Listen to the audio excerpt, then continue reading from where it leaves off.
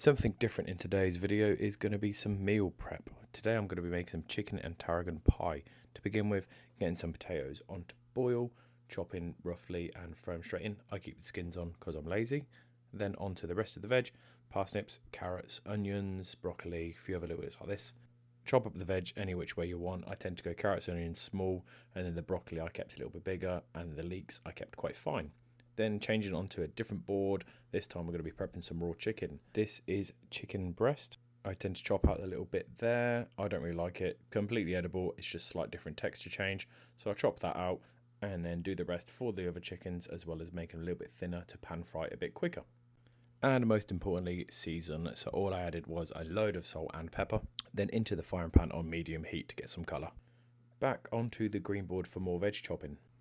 We're going for some broccoli, which I'll just take the ends off and then chop up roughly. And then onto the leeks, slice off the end, go down the middle, and then you want to make sure it's clean. So run that under water, and then I finally chop this. If you wanted to, you could chop off the darker bits of the leek, but it takes a little bit longer to cook, but that's where some good flavour is. Hopefully by now your potatoes are boiled, so they just need mashing, and then the chicken will have a nice load of colour on too.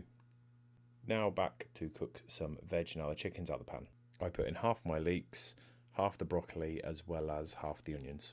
Then went to finish chopping the rest of the veg, and with a bit of colour on the veg and some flour, thrown into a blender with the milk and an extra stock gel and blending up. Blending is optional, I just prefer it because that way you get a nice thicker sauce and the veg are hidden a little bit better.